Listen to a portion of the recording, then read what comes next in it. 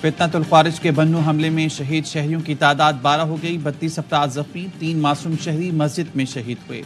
بازار میں گاڑی کے دھماکے سے عمارت منہدم ہونے سے دیگر شہری شہید ہوئے۔ سیکیورٹی فورسز نے 6 خارجیوں کو جہنم واصل کر دیا۔ خارجیوں نے افطار کے وقت حملہ کیا، سیکیورٹی ذرائع کا کہنا ہے۔ مصدقہ اطلاعات کے مطابق فتنۃ الخوارج کے باقی ماندہ خارجیوں کا فون پر افغانستان سے رابطہ ہے۔ آخری خارجی خاتمے تک سیکیورٹی فورسز کا کلیئرنس آپریشن جاری رہے گا۔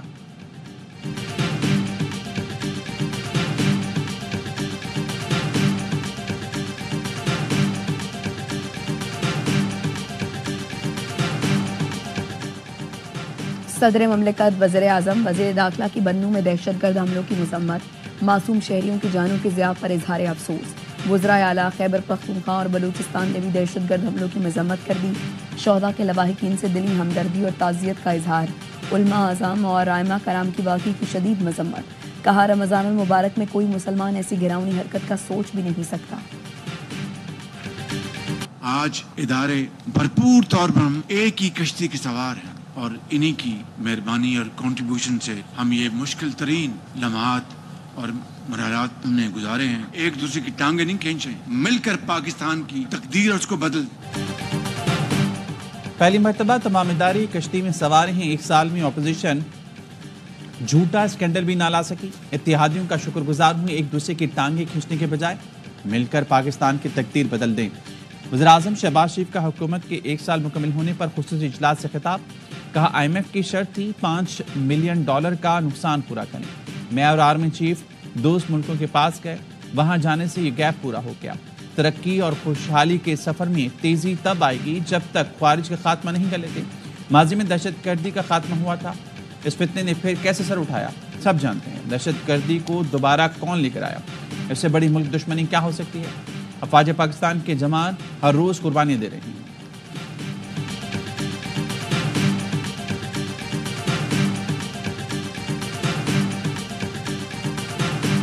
کہا جاتا ہے کہ پاکستان تنہائی کا شکار ہو چکا ہے۔ اللہ تعالیٰ کے فضل و کرم سے جو یہ دوسرا چیلنج تھا اس کو آپ کی قیادت میں الحمدللہ پاکستان کامیابی کے ساتھ عبور کر چکا ہے۔ خصوصی اجلاس میں وفاقی وزیروں نے کارکردگی بتائی۔ نائب وزیر اعظم اسحاق ڈار نے کہا سرمایہ کاروں کا ملکی معیشت پر اعتماد بحال ہوا ہے۔ معدنیات سے استفادے کے لیے خصوصی کمیٹی کام کر رہی ہے۔ وزیر خزانہ محمد اورنگزیب نے کہا اسٹاک مارکیٹ میں 1 سال میں 71% کاروبار بڑھا۔ حکومت اقدامات سے پالیسی ریٹ میں نمایاں کمی آئی ہے۔ حکومت اصلاحات کے ایجنڈے پر کام کر رہی ہے۔ عالمی مالیاتی اداروں کا پاکستان پر اعتماد بحال ہوا۔ پاکستان کے معاشی اقدامات کو سراہا۔ وزیر توانائی اویس لغاری بولے توانائی کے شعبے میں اصلاحات کی ہیں، عوام کو سستی بجلی کی فراہمی ترجیح ہے۔ چند سالوں میں سرکولر ڈیٹ کے خاتمے کا پروگرام بنا چکے۔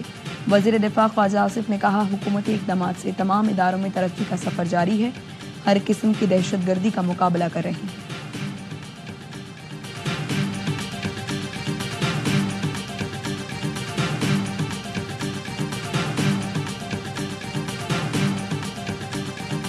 چیف آف آرمی اسٹاف نے ہمیں کہا کہ جی پاکستان پہلے سیاست واد میں، اور انہوں نے اپنے احتساب کیا اپنے ادارے کا، تو ہمارا دل بھی بڑا ہو گیا۔ تو آج کاغذات سمیت 72 گھنٹے میں فیصل واوڈا کے نوٹس لینے کے بعد 500 ایکڑ کی زمین کینسل، 50 ارب روپے پاکستان، 60 ارب روپے پاکستان کی کٹی میں واپس۔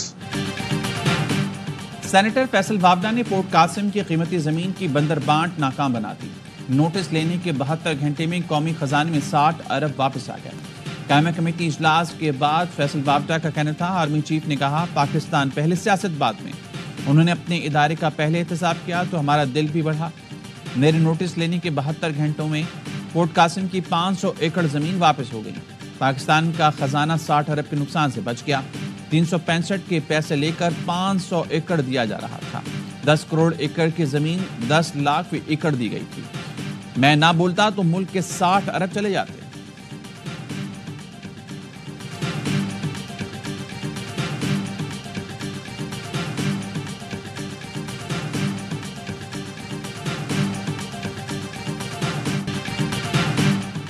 بانی کو سحری نہ دینے کی باتوں میں صداقت نہیں، عبادت میں خلل بھی نہیں ڈالا جا رہا۔ سلمان اکرم راجہ نے بیرسٹر سیف کے دعووں کی تردید کر دی۔ Secretary general P T I نے کہا بیرسٹر سیف سے باس پرس کی جائے گی. شیخ وقاص سے کہا ہے کہ پوچھیں کہ بیان کیوں دیا گیا. بانی کی صحت اور ہنگامی طور پر ڈاکٹر آنے کی افواہیں پھیلائی گئیں. ایسا بھی کچھ نہیں. بانی کی صحت بھی بالکل ٹھیک ہے. بانی کو پارٹی قیادت سے کوئی شکایت نہیں. حملے وہ کرتے ہیں جو پارٹی چھوڑ کر گئے, جو بھگوڑے ہیں.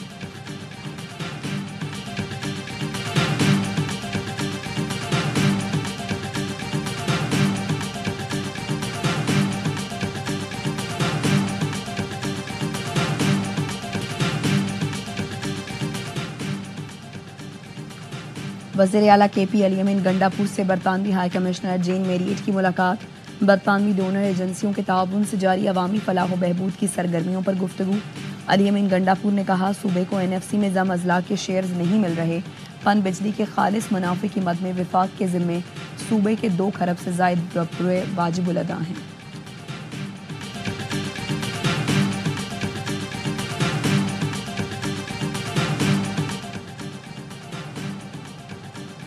وزیراعظم صاحب آپ کے اعلان پر عمل نہیں ہو رہا. خیبر پختونخوا میں رمضان مبارک میں بھی گیس اور بجلی کی لوڈ شیڈنگ جاری ہے.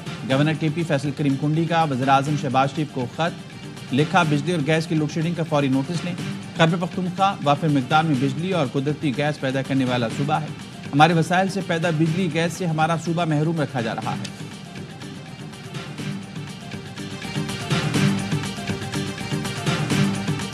میں نے کل بھی وزیر اعظم پاکستان سے اپیل کی تھی اور ایم ڈی سوئی صدرن کو میں یہ کہوں گا کہ گیس کی فراہمی خاص طور پر سحر اور افطار میں اس کی روانی رکھی جائے تاکہ جو روزہ دار ہیں ان کے گھروں میں کم از کم گیس جو ہے وہ آنی چاہیے.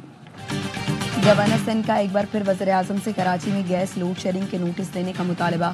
کہا سحر اور افطار کے اوقات میں گیس کی فراہمی ممکن ہونی چاہیے. گورنر ہاؤس میں خطاب کے دوران کامران کسوری نے کہا چند یوٹیوبر بیرونی ایجنڈے پر پروپیگنڈا کر رہے ہیں.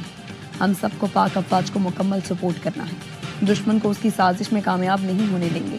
افواج اور سرحدیں کمزور ہوئیں تو ہمارا حال عراق, لبنان, فلسطین جیسا ہوگا. گورنر نے کہا رمضان میں مجھے اور میرے بیٹے کو قتل کرنے کی دھمکیاں دی گئیں. مجھے کہا گیا کہ اس بار رمضان میں لوگوں کو مت بلاؤ. میں نے بات نہیں مانی. گورنر ہاؤس میں تیسرے افطار ڈنر میں بھی ہزاروں افراد کی شرکت.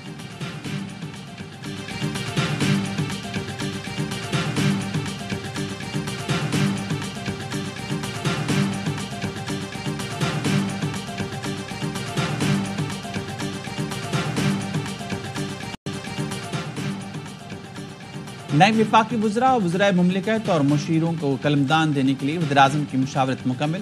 کابینہ کے نومنتخب اراکین کو آج قلمدان ملنے کا امکان. علی پرویز ملک کو پیٹرولیم, طارق فضل چودھری کو صحت کی وزارت ملے گی. حنیف عباسی کو ریلوے, مصطفیٰ کمال کو سائنس اینڈ ٹیکنالوجی کی وزارت مل سکتی ہے. پرویز خٹک کو بین الصوبائی رابطہ کی وزارت ملنے کا امکان. ڈاکٹر مصدق ملک, محمد علی, ڈاکٹر توقیر, رضا حیات ہراج, خالد مکسی اور شیزہ فاطمہ کی وزارتیں فائنل کر دی گئیں.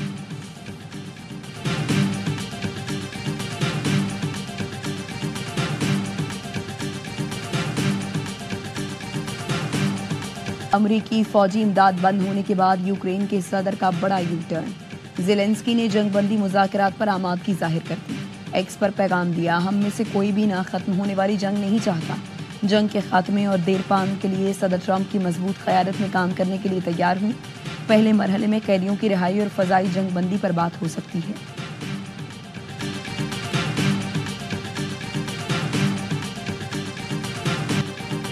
محمد رضوان کو T20 کی کپتانی سے ہٹا دیا گیا. نیوزی لینڈ کے خلاف سیریز میں بابر اعظم اور نسیم شاہ بھی T20 سے ڈرا.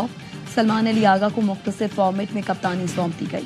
شاداب خان کی بطور نائب کپتان ٹیم میں واپسی. ون ڈے اسکواڈ سے شاہین اور حارث رؤف کی چھٹی. کامران غلام اور حسنین بھی ڈراپ. محمد رضوان کپتان برقرار. بابر اعظم اور نسیم شاہ ون ڈے اسکواڈ میں ہوں گے. عبداللہ شفیق کی بھی واپسی. عرفان خان نیازی, سلمان آغا, ابرار, خوشدل شاہ, سفیان مقیم اور محمد علی دونوں اسکواڈز میں شامل.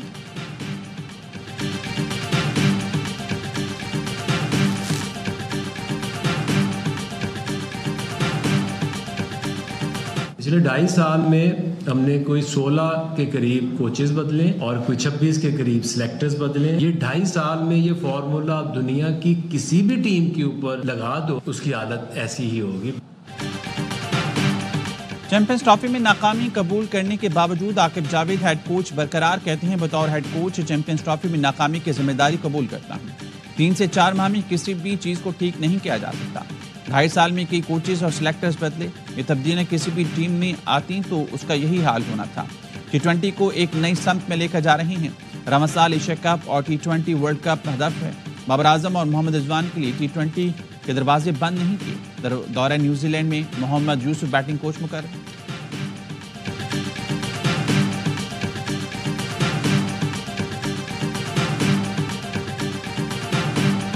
اسکواڈ بتا رہا ہے کہ اس ٹور کے بعد شاداب خان کپتان بنے گا، باقی تو سب وہی لڑکے آ گئے واپس ٹیم میں۔ اگر آپ نے انصاف کرنا ہے تو آپ بابر کو بھی ڈراپ کرتے، آپ رضوان کو بھی ڈراپ کرتے۔ یہ 2 آپ کے ہیں، 2 میرے ہیں، 2 شاہد بھائی کے، 2 نجیب کے، 2 باسط بھائی کے، یہ ایسے ٹیم بنائی ہے۔ انٹرنیشنل ٹیم بنا رہے ہیں، کسی کلب کی ٹیم بنا رہے ہیں۔ نیوزی لینڈ کے خلاف اسکواڈ میرٹ پر نہیں بنا، قومی T20 اسکواڈ بتا رہا ہے، بعد میں شاداب کپتان بنیں گے۔ سابق کرکٹر باسط علی کا پروگرام ہر لمحہ پرجوش میں اظہار خیال، کہا 64 رنز بنانے والا سعود شکیل اسکواڈ سے باہر ہو گیا۔ حسنین، کامران، غلام بغیر کھیلے ٹیم سے آؤٹ، باقی وہی کھلاڑی دوبارہ آ گئے۔ انصاف کرنا تھا تو پھر بابر اعظم اور رضوان کو بھی ڈراپ کرنا چاہیے تھا۔ جنہیں نہیں پتا کنگ کس کو کہتے ہیں وہ وراٹ کوہلی کو دیکھ لیں۔ کامران اکمل بولے اپنے اپنے کھلاڑیوں کو لا کر اسکواڈ بنا لیا گیا، انٹرنیشنل ٹیم بنا رہے ہیں یا کلب کی، کوئی معیار ہی نہیں رہا۔ مایا ناز اداکار بہروز سبزواری بنے مہمان، کیا معصومانہ سوالات کا سامنا۔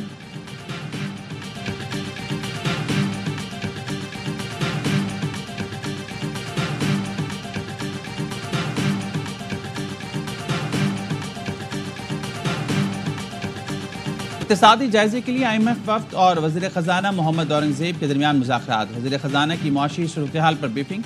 کامیاب مذاکرات کی صورت میں پاکستان کو قرض پروگرام کی $1 ارب کی نئی قسط ملے گی۔ ریونیو کلیکشن پر چیئرمین FBR راشد محمود لنگڑیار نے بریفنگ دی۔ سندھ پولیس کا فورینزک سافٹ ویئر ناکارہ، ارمغان کے گھر سے ملے اسلحے کا فورینزک نہ ہو سکا۔ ذرائع کا کہنا ہے CIA نے بھی اسلحے کے فورینزک میں دلچسپی نہیں دکھائی، اسلحے اور خول کی محدود جانچ کرائی گئی۔ مصطفیٰ عامر قتل کیس میں ملزم ارمغان کے ریمانڈ میں 6 دن کی توسیع۔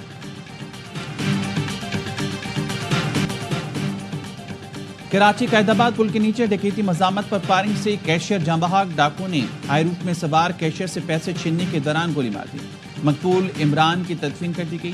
نماز جنازہ میں شہریوں کی بڑی تعداد میں شرکت۔ عمران گارمنٹس فیکٹری میں ملازم اور 9 سالہ بچے کا باپ تھا۔ گلستان جوہر کے اسٹور میں لٹیرے نے سیکیورٹی گارڈ کے سر پر پستول مار کر زخمی کر دیا۔ ڈکیتی کی کوشش ناکام۔ رواں سال کے 2 ماہ کے دوران ڈکیتی مزاحمت پر 12 افراد کو قتل اور 41 کو زخمی کیا جا چکا ہے۔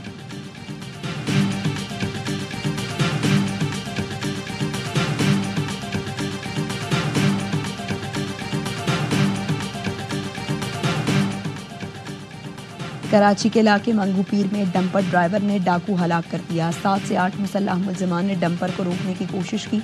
ڈرائیور نے ملزمان سے بچتے ہوئے ایک ڈاکو کو کچل دیا۔ ہلاک ملزم کے قبضے سے پستول اور موٹر سائیکل برآمد کی گئی۔ ملزم کا ریکارڈ حاصل کیا جا رہا ہے۔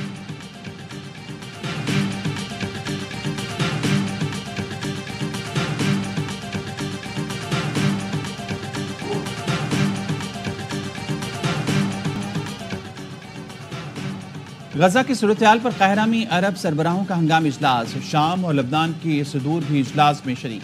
کانفرنس میں غزہ کے شہریوں کی کسی اور ملک منتقلی کو مسترد کیا جائے گا۔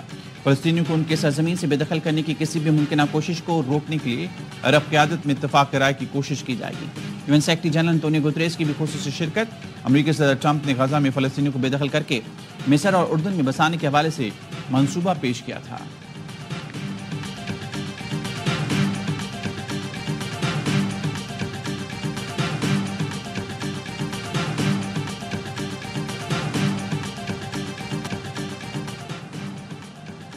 سربیا میں اپوزیشن کے ہنگامہ آرائی، پارلیمنٹ میں سموک بم پھینک دیا گیا، ہر طرف دھواں پھیل گیا۔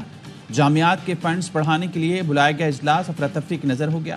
2 ممبران دھکم پیل میں شدید زخمی ہو گئے۔